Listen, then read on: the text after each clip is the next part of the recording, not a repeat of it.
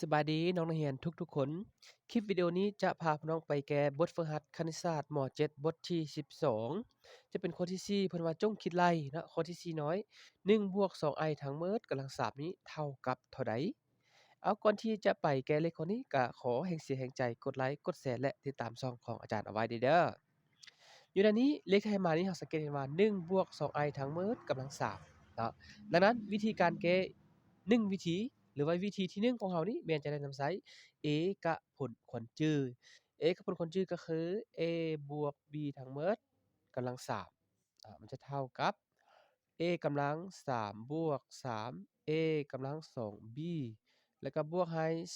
3 ab กำลัง2แล้วก็บวกให้ b กำลัง3นี่คือสูตรที่เราจะได้นำใช้เวลานี้ a ของเรานี่หมายถึงเลข1 b ของเรานี่หมายถึง 2i ดังนั้นเมื่อแจ้งตามสูตรนี้เราก็จะได้ a กำลัง3ก็จะเป็น1กำลัง3บวกให้3 a กำลัง2 a เราก็แม่นเลข1จะเป็น1กำลัง2และคูณให้ b b แม่น 2i และมาบวกให้3 a b กำลัง2บัดนี้3 a แม่นเท่ากับ1 b แม่น 2i ทั้งหมดกำลัง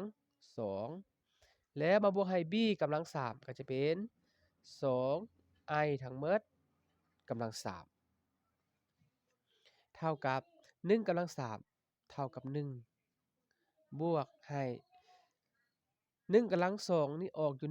1หมายความว่านี่ออกอยู่เป็นเลข1 3 1 3 3 2 6ฉันจะเป็นบวกให้ 6i แล้วก็บวกให้3 1เป็น3 2กำลัง2เท่ากับ4ฉันนี่เป็น4นะบัดนี้ i กำลัง2เรารู้แล้วว่าจำนวนส่วนก็คือ i กำลัง2นี่เท่ากับลบ1เนาะดังนั้น i กำลัง2ตัวนี้จะเท่ากับลบ1นะฉันจะเป็นคูณให้ลบ1เนาะแล้วก็บวกให้บัดนี้2กำลัง3เท่ากับ8นะแล้วก็คูณให้ i กำลัง3นะ i กำลัง3นี่ก็แม่นเท่ากับ i กำลัง2คูณ i เท่ากับ1นี่เขียนก็คือเก่าบวกให้ 6i บวกคูณลบเป็นลบ3 4 12ก็เป็นลบให้12บวกให้8 i กำลัง2เท่ากับลบ1เขาเฮ็ดเลยฉันจะเป็น8คูณให้ลบ1แล้วคูณกับ i ฉันจะเท่ากับ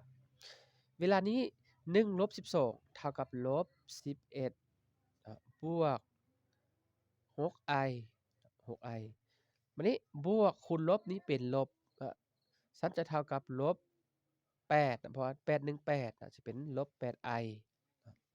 เท่ากับลบ11บวก 6i ลบ 8i บวก6ลบ8เท่ากับลบ2ฉันจะเป็นลบ 2i นี่คือคำตอบของข้อที่4น้อย